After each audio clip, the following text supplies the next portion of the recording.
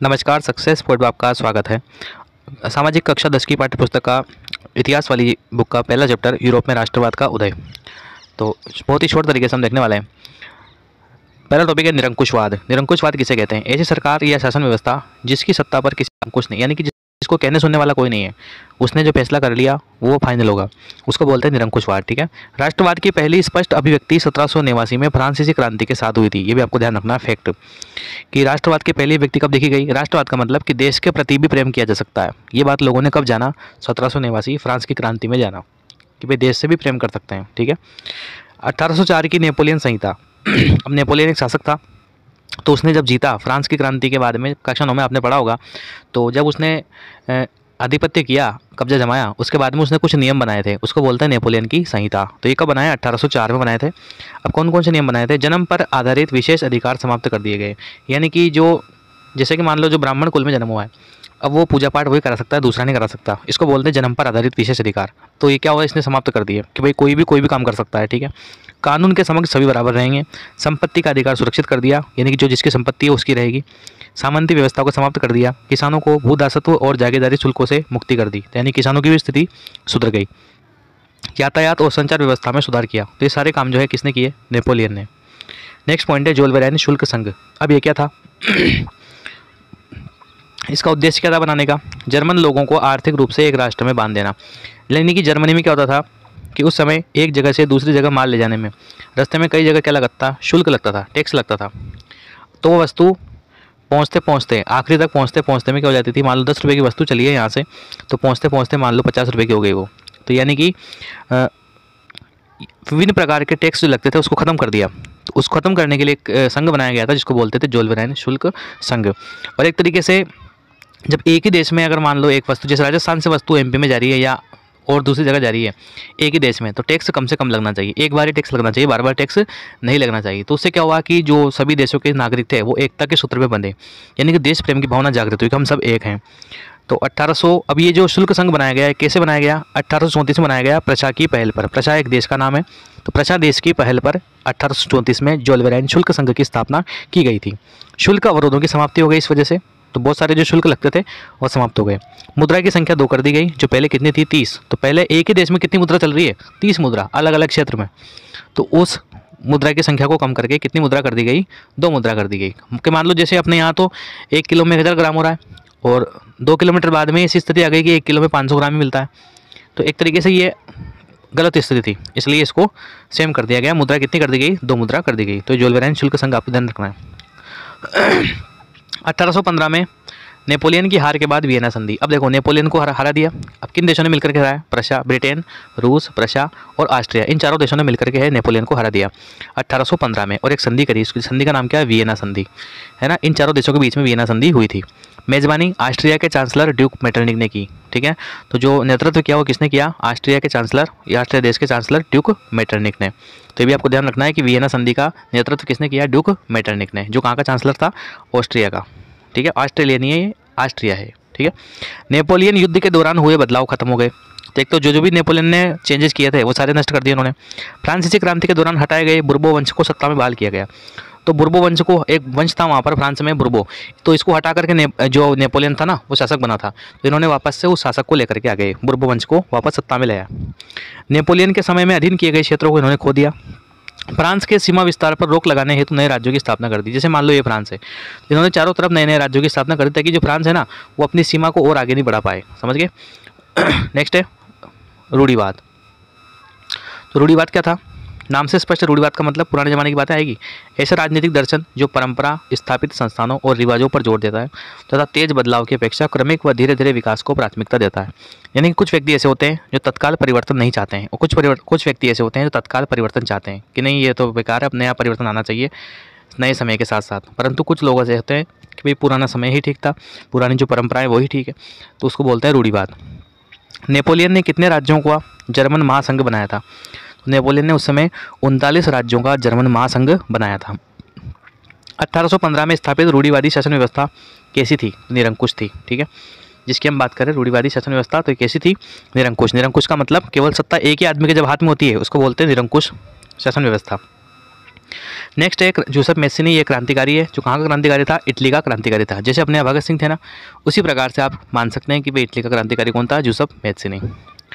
जन्म कब हुआ, 1805 जेनोवा में। देखो आपसे पूछा जा सकता है कि जोसेफ मैत्सिनी पर टिप्पणी लिखी है, क्योंकि फेमस वहाँ का जो है प्रसिद्ध क्रांतिकारी था, इसलिए इस पर टिप्पणी पूछ सकता है आपसे 2 नंबर में। लक्ष्य क्या था इनका, राष्ट्र को जोड़कर एकीकृत गणतंत्र बनाना, यानी कि अलग अलग राज्यों में न बट करके उसको पूरा एक करके एक देश बनाना।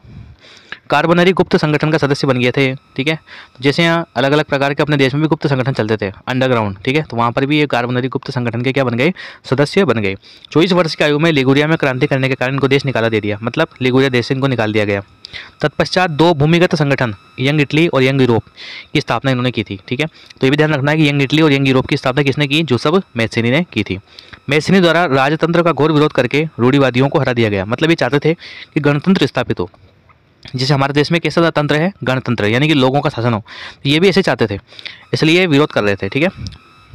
नेक्स्ट है, मेटरनिक ने उसे हमारी सामाजिक व्यवस्था का सबसे खतरनाक दुश्मन बताया। मतलब ये जो ड्यूक मेटरनिक था, जो ऑस्ट्रिया का चांसलर था, ठीक है, तो इसने वियना संधि की जो इसने अध्यक्षता की थी, तो इसने क्या कहा, किसके बारे में, जोसेफ मैत्सिनी के बारे में। तो जोसेफ मैत्सिनी के बारे में मेटरनिक ने कहा कि यह जो है कौन, मैत्सिनी सामाजिक व्यवस्था का सबसे खतरनाक दुश्मन है। कौन है, जोसेफ मैत्सिनी। ऐसा किसने कहा, मेटरनिक ने कहा।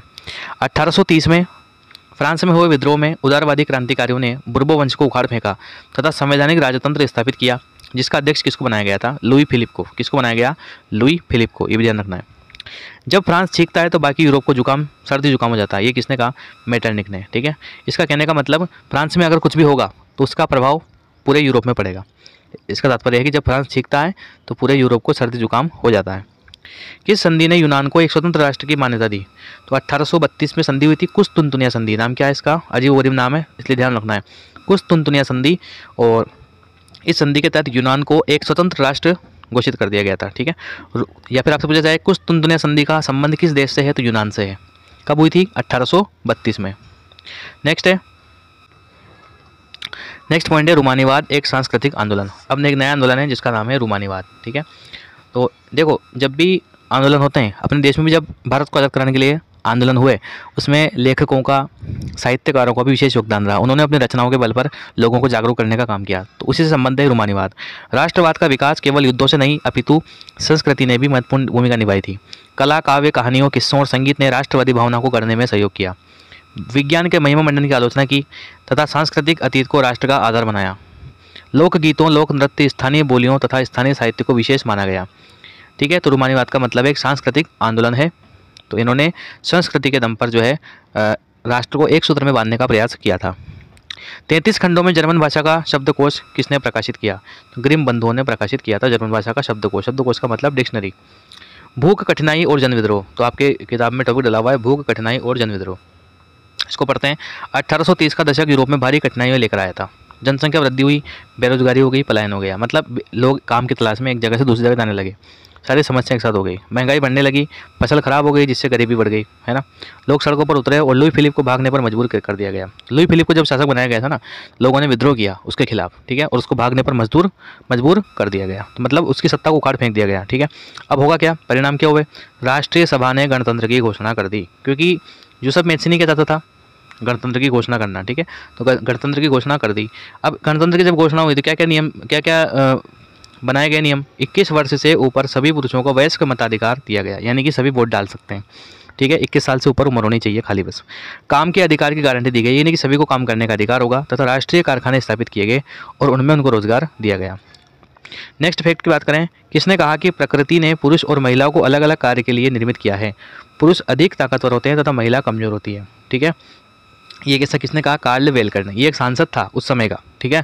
तो ये सांसद था उस समय और इसने ऐसा कहा था कि पुरुष तो है काम करने के लिए होते हैं और महिलाएं घर का काम करने के लिए होती है, ठीक है, महिलाएं कमज़ोर होती है, ऐसा इसने कहा था। जर्मनी का एकीकरण। अब आपसे पूछा जा सकता है जर्मनी का एकीकरण समझाइए 2 नंबर में। प्रशा ने राष्ट्रीय एकीकरण के आंदोलन का नेतृत्व संभाला। देखो किसका योगदान था, प्रशा। एकीकरण का मतलब जर्मनी छोटे छोटे राज्यों में बटा हुआ था, तो उन सभी को एक करना, उन सभी को मिलाना क्या कहलाता है, एकीकरण कहलाता है। तो ये एकीकरण, जर्मनी का जो एकीकरण था, किस देश की सहायता से संपन्न हुआ? प्रशा देश की सहायता से। प्रमुख नेतृत्वकर्ता कौन थे? ओटो वान बिस्मार्क, और ये भी कहाँ के मंत्री थे? प्रशा देश के। तो ओटो वान बिस्मार्क का प्रमुख नाम है, जब भी आपसे पूछा जाए कि जर्मनी के एकीकरण का श्रेय किसे दिया जाता है, तो आप नाम लिखेंगे ओटो वान बिस्मार्क। जैसे हमारे इंडिया में किसका नाम लेते हैं हम? सरदार वल्लभ भाई पटेल का। इसलिए ही सरदार वल्लभ भाई पटेल को भारत का बिस्मार्क कहते हैं। क्या कहते हैं? भारत का बिस्मार्क। भारत का बिस्मार्क क्यों कहते हैं? क्योंकि जर्मनी का एकीकरण करने के लिए किसने योगदान दिया था? ओटो वान बिस्मार्क ने। उसी प्रकार से हमारे यहाँ पर एकीकरण करने में किसने योगदान दिया था? वल्लभ भाई पटेल ने। इसलिए उनको भारत का बिस्मार्क कहा जाता है। नेक्स्ट है, इसने प्रशा की सेना तथा नौकरशाही की मदद ली। किसने? बिस्मार्क ने सेना की मदद ली। क्योंकि देखो, एकीकरण जब करते हैं तो बहुत सारे राज्य तो आसानी से मान जाते हैं, परंतु कुछ राज्य ऐसे होते हैं जो नहीं मानते हैं, कुछ राजा नहीं मानते हैं, तो उनको सेना के बल पर जोर ज़बरदस्ती से मिलाया जाता है। तो सेना की मदद ली और नौकरशाही की मदद ली कि जब एकीकरण करके स्वतंत्र राष्ट्र बनाएंगे तब काम करने वाले अधिकारियों की जरूरत पड़ेगी, नौकरशाही की मदद ली। 7 वर्षों में ऑस्ट्रिया, डेनमार्क और फ्रांस से युद्ध में प्रशा ने जीत हासिल की तथा एकीकरण की प्रक्रिया पूरी की। क्योंकि कुछ हिस्सा जो है जर्मनी का ऑस्ट्रिया के कब्जे में, कुछ डेनमार्क के कब्जे में, कुछ फ्रांस के, इस प्रकार से अलग अलग जो कब्जे में राज्य थे उनको छुड़ाया। किसने छुड़ाया? प्रशा देश ने। और 7 साल लगे इसमें और एकीकरण संपन्न करवाया। नेक्स्ट है, जनवरी 1871 में वर्साय में प्रशा के राजा विलियम प्रथम को जर्मनी का सम्राट घोषित कर दिया गया। तो क्योंकि प्रशा ही इसमें महत्वपूर्ण भूमिका निभा रहा है, इसलिए प्रशा के राजा को ही बनाया गया। तो प्रशा के राजा विलियम प्रथम को जर्मनी का क्या कर दिया गया? सम्राट घोषित कर दिया गया। कब घोषित कर दिया गया? जनवरी 1871 में। नए राज्य ने जर्मनी की मुद्रा, बैंकिंग और कानूनी व्यवस्थाओं के आधुनिकीकरण पर जोर दिया।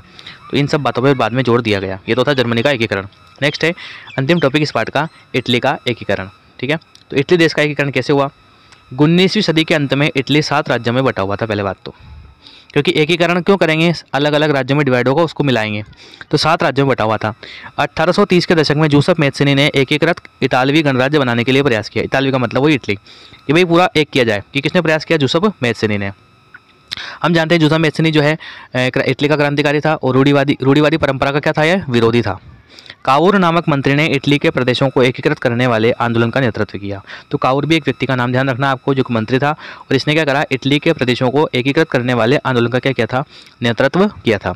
जूसेफ गैरिबाल्डी, एक और व्यक्ति का नाम आया, के नेतृत्व में भारी संख्या में सशस्त्र स्वयंसेवकों ने भाग लिया। तो एकीकरण जो हुआ उसमें भाग लिया स्वयंसेवकों ने। सशस्त्र का मतलब हथियार सहित। तो किसके नेतृत्व में भाग लिया था? जूसेफ गैरिबाल्डी के नेतृत्व में भाग लिया था। 1861 में इमानुएल द्वितीय को एकीकृत इटली का राजा घोषित कर दिया गया था। जिस प्रकार जर्मनी का राजा किसे बनाया गया था? विलियम प्रथम को, उसी प्रकार से इटली का राजा किसे बनाया गया? इमैनुएल सेकंड को। ठीक है, और इस प्रकार से इटली का जो एकीकरण समाप्त हो गया। तो आपको ये भी अब ऐसा पूछा सकता है कि निम्न में से किसका इटली के एकीकरण में योगदान नहीं है? तो किस किस का योगदान था? एक तो था जूसेफ मैत्सिनी का योगदान था, काउर का योगदान था, जूसेफ गैरिबाल्डी का भी योगदान था। तो तीनों का योगदान था। अब चौथा कोई आएगा तो वो उत्तर राइट हो जाएगा। ठीक है, तो ये आपको ध्यान रखना है। नेक्स्ट अंतिम फैक्ट है, किसे रेड शर्ट्स के नाम से जानते हैं? किसे रेड शर्ट्स के नाम से जाना जाता था? जूसेफ गैरिबाल्डी को क्या बोलते थे? Red shirts. हमेशा लाल कलर के कपड़े पहनता था, इस वजह से इसको क्या बोलते थे? रेड शर्ट्स, जूसेफ गैरिबाल्डी को। इस प्रकार से यूरोप में राष्ट्रवाद के उदय को हमने आसानी से जो है शॉर्ट तरीके से देखा। ये 25 से 30 पेज का पाठ है, इसको 3 पेजों में हमने समेट दिया। आशा करता हूँ वीडियो आपको पसंद आया होगा। मिलते हैं नेक्स्ट वीडियो में। धन्यवाद।